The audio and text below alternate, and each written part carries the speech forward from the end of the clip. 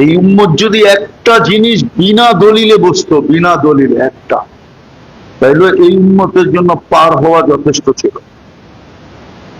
কিন্তু বুঝে না বাংলাদেশিরা, না বুঝার কারণে শিকার হয়ে যেতেছে, শিকার।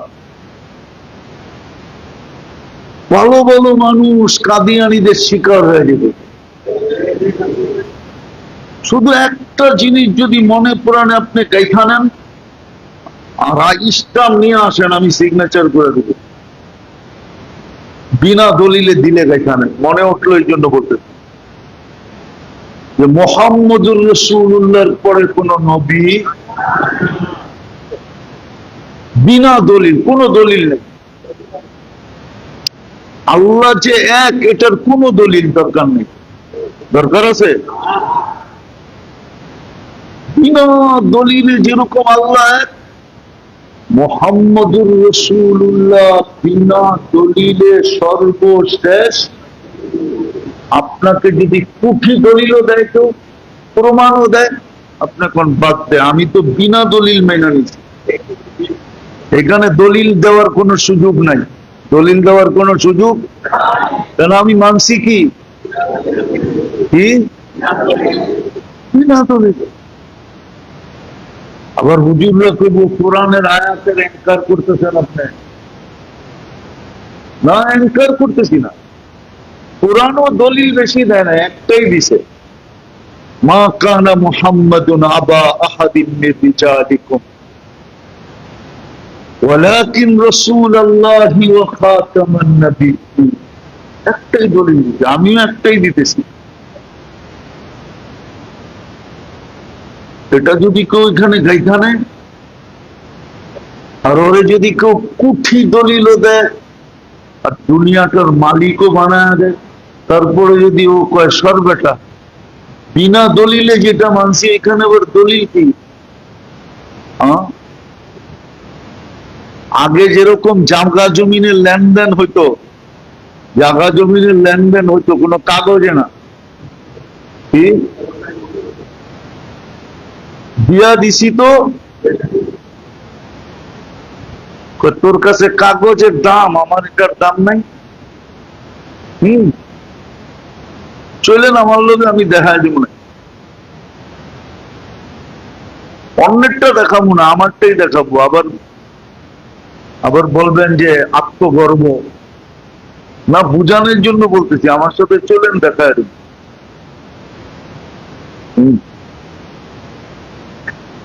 আমার সাথে চলেন, আমি দেখায় দেব। কেন ওই বইলা দিয়া গেছে, আমরা মুখে মুখে দিয়া দিছি, যতদিন বেঁচা থাকবি ততদিন আর কাছে আসবি না, আর চোখ উঠায়ও দেখবি না, আর কাউকে বলবিও না যে এটা আমাকে। চললেন আমার লোকে দেখায় দিব, কিন্তু লঞ্চে যেতে হবে।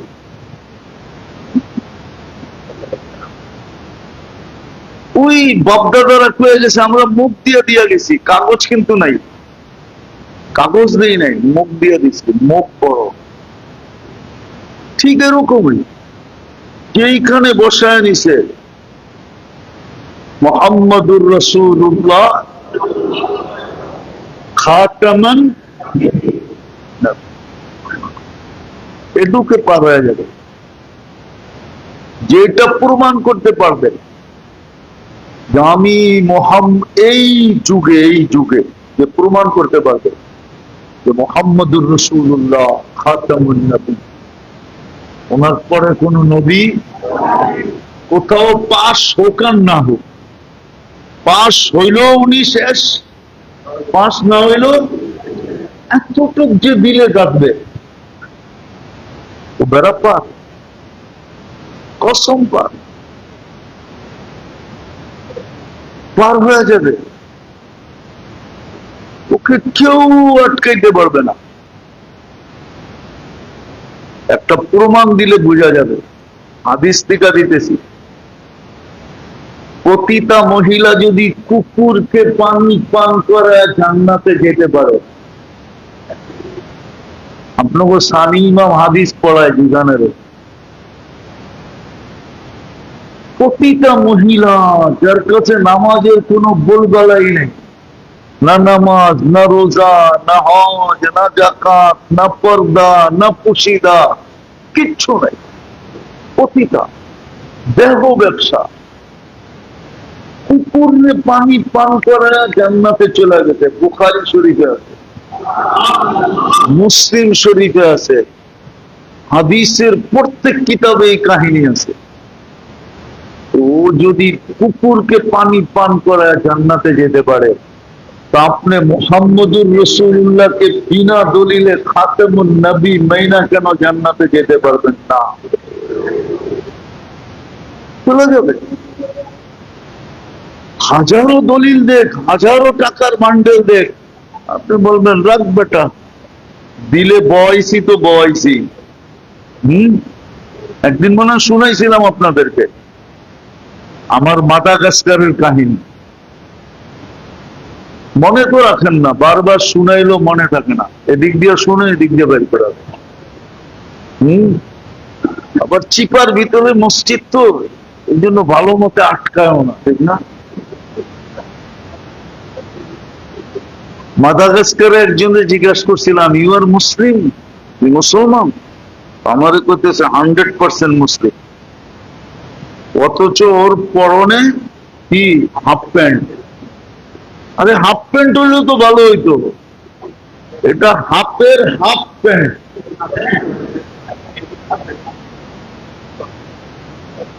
দাড়ি দুড়ি কিচ্ছু না। আমি মোবাইলতে বের করে দেখাইছি, তুই যদি 100% হয় এটা কি? চোখের পানি ছেড়া দিয়া বলছে, সত্য বলছিস, কিন্তু এখানে একটা কলেমা বসায় দিচ্ছি। জিজ্ঞেস করছি কি কলেমা? লা ইলাহা ইল্লাল্লাহ মুহাম্মাদুর। কলেমা এখানে কাঁথা আছে। তখনই বলছিলাম যে 1400 বছর আগে মনে হয় তোর জন্যই বলে গেছিলাম, জান্নাতে যাবেই যাবে। ওয়ালাউ রাকিফা আনফা আবা যার। আবু যার রাদিয়াল্লাহু তাআলা আনহু বলেছে, আবু যার, কিয়ামত পর্যন্ত যদি তুই নাক মাটিতে মলতে থাকিস। উনি জিজ্ঞেস করছিলেন, ইয়া রাসূলুল্লাহ, শুধু কলেমা দিয়ে জান্নাতে যাইব? নামাজ নাই, রোজা নাই, হজ নাই, যাকাত নাই, কোনো পরিচয় নাই? আমি তো একটাকে জিজ্ঞেস করছি, এরকম শত শত এখানে আছে, হাজার হাজার, লাখে লাখে আছে। 15 লক্ষ মুসলমান মাদাগাস্কারে, সবই এরকম। আমি তো এই মাথা থেকে ওই মাথা পর্যন্ত সফর করছি। ও চোখের পানি ছেড়া দিয়া বলছে, পুরা মুসলমান ছিল, ফ্রান্সের আন্ডারে ছিলাম, সব খ্রিস্টান হয়ে গেছে, আমরা অল্প কয়েকজন বেঁচে গেছি যারা এইখানে কলেমাটার কাইথা দিচ্ছে। কলেমাটা এখানে কাঁথা ছিল। আমি বলছি তোমার জন্যই হয়তো আল্লাহ রসুল বলে গেছে যে কলেমা তোমাকে জান্নাতে নিয়ে যাবে। তো যার এইখানে কাঁথা মুহাম্মদুর রাসূলুল্লাহ সর্বশেষ নবী, পাশ হোক আর পাশ হওয়া না হওয়া বুঝেন কি? আরে বলেন না, কি মাদ্রাসার ছেলেরও মনে হয় বুঝে না? বুঝো কি? কি? আরে কও না তোমরা, সংসদে পাশ হোক আর না হোক, যেইখানে গাইথা নিবে ও বেড়া, ওইটা দেখায় পার হয়ে যাবে। মুনকার নাকির দেখায় দিবে, দেখ এটা কি সত্য। হাদিসে আছে, বুখারীতে আছে, নাম সালিহান, নাম, ঠিক এই শব্দটা আছে, চতুর্থ পাড়ায় আছে শেষের দিকে। হাদিস নাম্বার ভুলে গেছি আমি, পরশু দিনই আমি পড়াইছি এটা। নাম সালিহান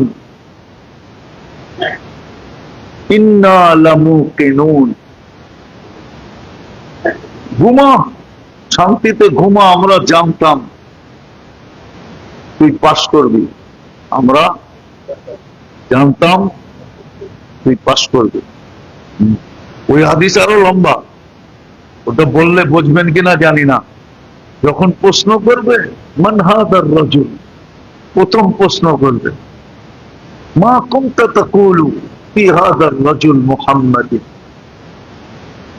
তো বলবে মুহাম্মাদুর রাসূলুল্লাহ।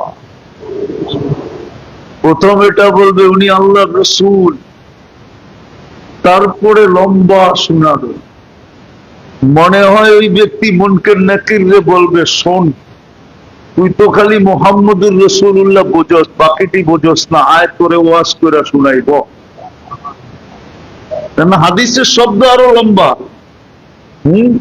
মুহাম্মদুর রাসূলুল্লাহ বলার পরে কি বলবে জানেন? আমান্না বি আতানা বিল বাইয়িনাত ওয়াত্তাবা'না। আমার মনে হয় মুনকার নাকির একটাই না বয়ব, বাকিটির জব করে দিমুনি, আগে শুনালো মুহাম্মদুর রাসূলুল্লাহকে। যেমন মুসা আলাইহিস সালাম সুযোগ পায়া লম্বা করে ফেলছে। আল্লাহ জিজ্ঞাসা আমা তিলকা বিয়ামিনিকা ইয়া মুসা, তাই নাতে কি আশা বললেই হইতো, কিন্তু উনি ভাবছে পাইছি সুযোগ, ছেড়া দিয়া লাভ আছে, তো লম্বা শুরু করছে। হা আশা আমার লাঠি আকা ওয়াক্কাউ বিহা ওয়া আহুশু বিহা আলা গানামি ওয়া ফিহা মাআরিবু উখরা উখরা উখরা উখরা। এটা এটা এটা না জানি কয় ঘন্টা পর্যন্ত কইছে। হ্যাঁ, ও মুনকার নাকির এরকম বসায় ফেলবে, বেটা আগে শোন মুহাম্মদুর রাসূলুল্লাহকে তোরে শোনাই। তো মুনকার নাকির বলবে নাম সালিহান, বাবা আরো কাম আছে, আরো মুর্দা আয়া পড়া আছে, সব সময় তোরে দিতে গেলে বাকি কোন সময় নাম সালিহান, তুই একটু ঠান্ডা হয়ে ঘুমা। হ্যাঁ, নাম সালিহান। ইন্না লামুকিনুন, আমরা জানতাম তুই পাস করবি। আমি আমার কাহিনী বলতেছি আর কি। এমবেসিতে দাঁড়াইতে দাঁড়াইতে এখন এমবেসির ইন্টারভিউ দেখেই বুঝি ভিসা দিব। এখন তো দাঁড়াইতে হয় না, কিন্তু এক সময় বুঝতাম ইন্টারভিউ গরম দেখলেই বুঝতাম, ও আমার যা শিখাইছে এটার গরম দেখলেই বুঝতাম ভিসা দিব, নাইলে এরকম প্রশ্ন তো করে না। আর এমবেসির নিয়মও এটা, আপনি যখন ফর্ম ফিল আপ করছেন সব অনলাইনে, যেদিন থেকে হয়েছে টাকা দিচ্ছেন, ওরা অনলাইনে দেখেই চিহ্ন দিয়ে রাখছে যে এটারে ভিসা দেওয়া যাবে। খালি ফর্মালিটির জন্য আপনার লোকে একটু কি করব দেখা সত্ত্বেও প্রশ্ন এরকম করে কি, যেমন মনে হয় যে খুশগপ্তি করতেছে। তো মুনকার নাকির বলবো আমরা জানি, আগেই চিহ্ন দিয়ে রাখছি, তুই আমরে বহাবি দে। মুহাম্মদুর রাসূলুল্লাহ এই জন্য আসছেন, মানেন আমার কথা, এই জন্য আসছেন। আমরাই আলোচ্য বিষয়, দুই সমস্যা এখানে, দুইটা এখানে, বুঝতে হবে। তাইলে ইনশাআল্লাহ যতদিন থাকবে তখন আর স্ত্রী স্বামীর বিরুদ্ধে অভিযোগ করবে না, আবার স্বামীও স্ত্রীর বিরুদ্ধে অভিযোগ করবে না, সন্তানও মা বাবার বিরুদ্ধে অভিযোগ করবে না, মা বাবা সন্তানের বিরুদ্ধে অভিযোগ করবে না, কেউ কারো বিরুদ্ধে অভিযোগ করবে না, সবাই হ্যাপি হবে, হ্যাপি সুখী হবে। এটার জন্য বসতে হবে, পড়তে হবে, পড়ে তো না, প্রত্যেক বছরই বলা হয় একটা সিরাতের কিতাব পড়েন, সিরাতে খাতামুল আম্বিয়া, ছোট পাওয়া যায়, ছোট বাংলায় ৮০-৯০ পৃষ্ঠা পড়ে, বাংলায় কি হয় দেখেন কেন আসছে। তারপরে বেশি না, 24 ঘন্টার সুন্নত পড়েন, বাস 24 ঘন্টার সুন্নত মানেন, ঘরালাদেরকে মানান, ঘরালাদেরকে শিখান, দেখবেন সুখী সুখ। সাহাবায়ে কেরাম সুখী ছিল, এখনো আছে দুনিয়ায় কিছু লোক, নাই যে এরকম নর সুখী সুখ। হ্যাঁ,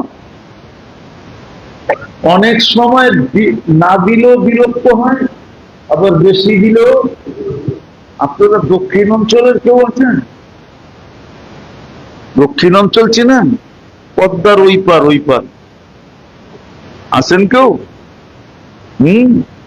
ওই অঞ্চলের নিয়ম হইল আপনারা দিতেই থাকবো, আরেকটু দেই, আরেকটু দেই, আরেকটু দেই, আরেকটু দেই। নতুন মেহমান গেলে কি করব? আরে এক আধা চামচ দেই। তখন এক সময় মেহমান বিরক্ত হয়ে যায়, দূর মিয়া, না করতেছি না।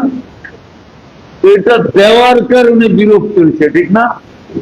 আর অনেক সময় না দিলে ঘরে সুখ এরকম আসবে যে সুখের জন্য বিরক্ত হয়ে যাব। স্ত্রী স্বামীকে এতটুক মহব্বত করবে যে ও বেশি মহব্বতের কারণে বিরক্ত হয়ে যাবে। স্বামী স্ত্রীকে এতটুক মহব্বত করবে যে বেশি মহব্বতের কারণে বিরক্ত হয়ে যাবে।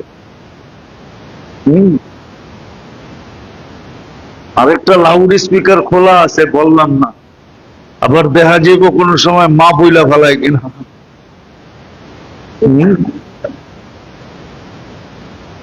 যেটা বলতেছিলাম, সুখ আসবে। সন্তানকে মা বাবা এত স্নেহ করবে, সন্তান বিরক্ত হয়ে যাবে, বেশির কারণে বিরক্ত হবে। ওরা সন্তান মা বাবাকে এতটুকু ভক্তি করে।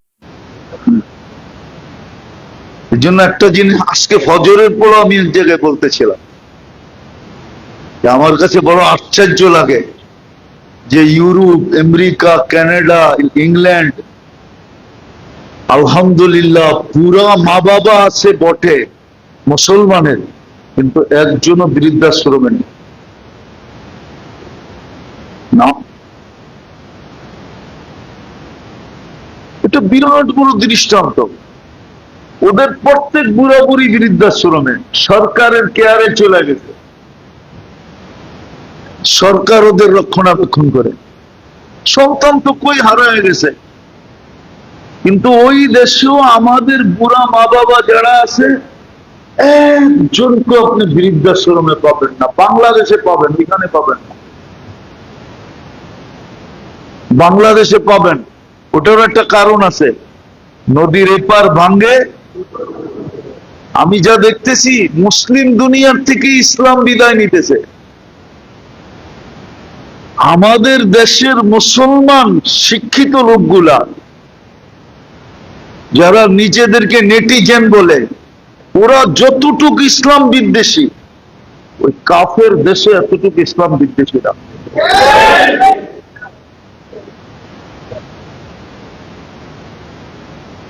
আমি নিজের অহংকারের কথা বলতেছি না।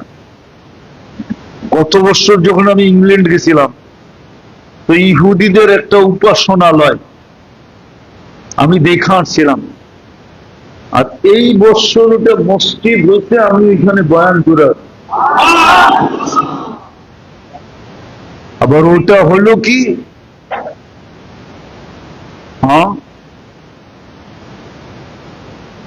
আমাদের যে প্রাক্তন প্রধানমন্ত্রী মারা গেলেন খালেদা জিয়া, উনি যেই হাসপাতালে চিকিৎসা নিছে ইংল্যান্ডে, ওই হাসপাতালের পরে 5টা বাড়ির পরে ওটা ছিল।